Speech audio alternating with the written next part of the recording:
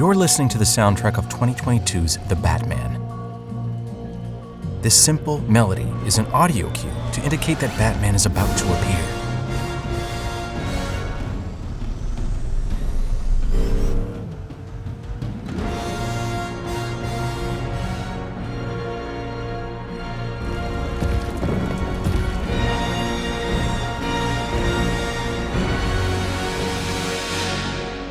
Breaking down this melody into its constituent parts reveals the two little hooks tugging at our ears. And once these hooks are given meaning within the story, the smallest structural unit in music is created, a motif. Don't let its size deceive you. Motifs are powerful tools for manipulating the subconscious. They allow the filmmakers to layer additional narratives through audio. And the development of these motifs can be as important as that of the characters. Let's take a few examples. At the heart of The Lord of the Rings is the ring itself. When Frodo picks it up.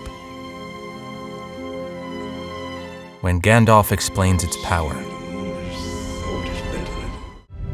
Or the narrator reveals its history. It began with the forging of the great rings. This melody begins to play. The leitmotif of this melody consists of the three notes at the beginning. Similarly, at the heart of Star Wars is the Force. When characters discuss the Force, wield it, or simply feel it, the audience will hear this melody. The leitmotif here is the interval of an ascending fourth at the beginning.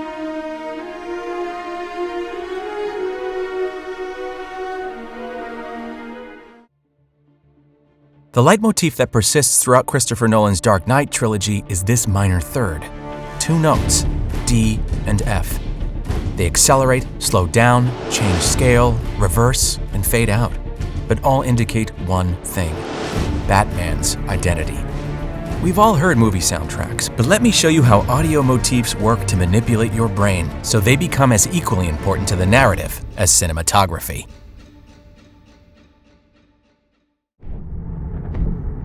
The movie opens with a low D. You might interpret it as a bat flapping its wings or the sound of Batman's cape. You're now primed to feel Batman's close whenever you hear this rhythm.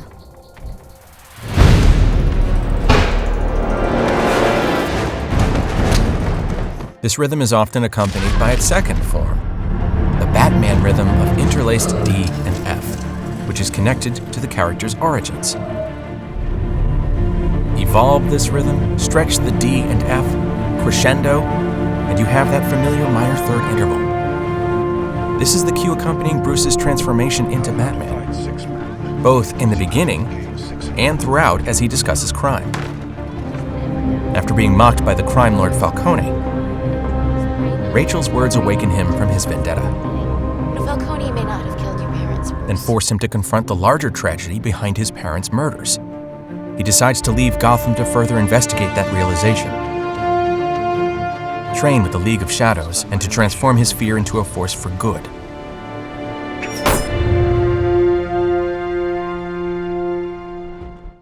You could say that this acoustic hook defines Bruce Wayne's journey into becoming Batman. People need dramatic examples to shake them out of apathy, and I can't do that as Bruce Wayne. As a man, I'm flesh and blood. I can be ignored, I can be destroyed, but as a symbol, I can be incorruptible. I can be everlasting. What symbol? Something elemental, something terrifying. There's also an ultimate version of this rhythm. One that combines all three forms we've talked about and adds a very loud major chord at the top of the crescendo. It transforms Bruce Wayne from flesh and blood into the symbol, Batman.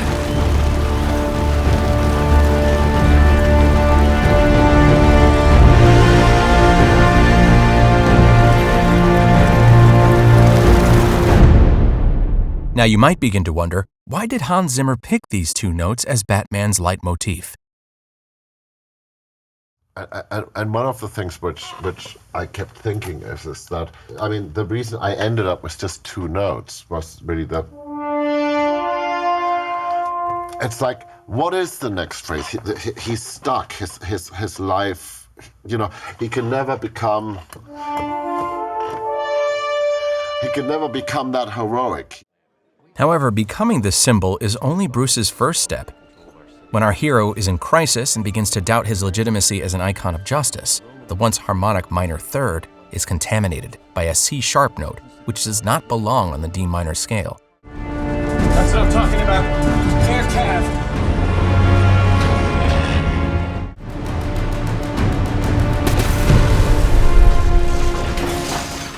The dissonance affects not only the melody, but also the rhythmic pattern.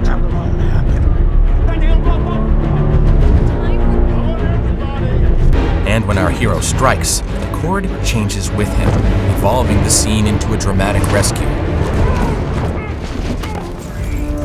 Until the villains start to fight back. The brass choir finally breaks through that C-sharp, restoring the Batman chord. See those bad guys on the floor above? They're waiting for almost the slight time coming up the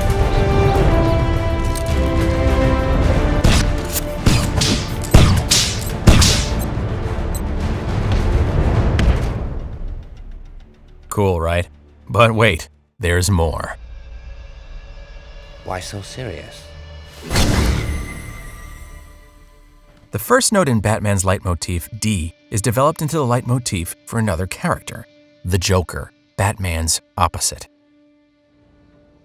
As we now hear, Joker's leitmotif is in fact a D note climbing through multiple octaves.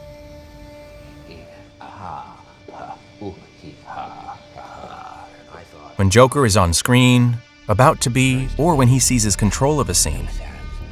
Why so serious? This high-pitched noise starts ringing in our ears. You have nothing to threaten me with. Nothing to do with all your strength. You know, it's the idea of a bow or steel cable being pulled and figuring out when will it snap. And I'm not going to tell you when it will snap. And I never let it snap. Our team tried to recreate this particular piece and discovered that what truly makes Joker's theme excel is not the melody, but the rhythm. Take this violin track, for instance. It has an irregular rhythmic pattern of 4/4. Take note of this accented beat.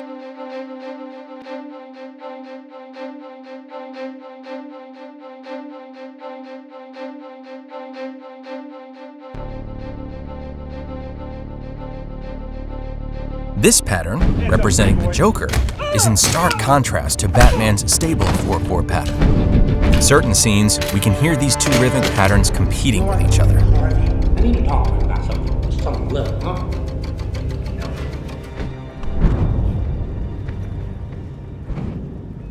Out of here. Davis! Man, we're gonna have to move him now. Such dissonance can also be found in another antagonist, Bane. Listen to this 5/4 pattern, which dominates the majority of the Dark Knight Rises soundtrack.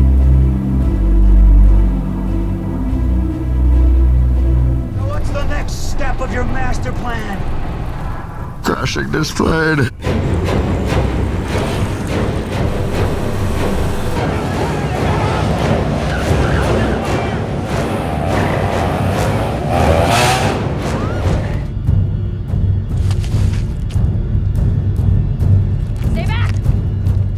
But why does Batman's rhythmic pattern appear so infrequently in The Dark Knight Rises? To answer that, we must go return to the story. After Batman assumed the blame for Harvey Dent's death, Bruce Wayne has been living a secluded life in Wayne Manor. He's in a self-imposed exile, isolated, so we barely hear the familiar Batman pattern and D major chords throughout the first half of The Dark Knight Rises. Only when people remember Batman does this rhythm surface, like a distant memory. Those two notes resonating in an ethereal synthesizer timbre. So you know about him? Of course. Do you think he's coming back?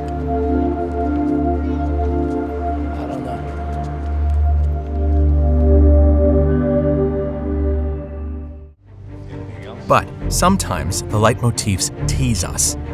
They get so close to reappearing only to stop at the last moment. I retired. Well, let me show you some stuff anyway.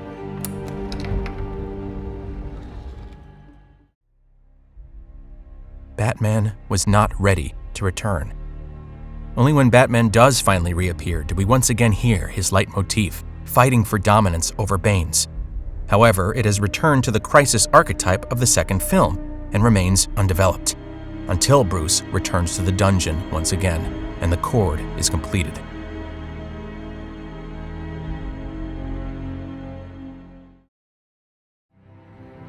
Compared to other masters like John Williams or Howard Shore, Hans Zimmer is in fact not much of a leitmotif-driven composer.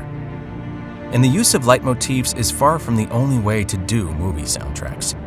However, one thing is certain, and that is soundtracks don't just set an audience into the right mood. Far more importantly, they can create an audio impression that stands apart from the overwhelming barrage of information and unites it all with something coherent and meaningful.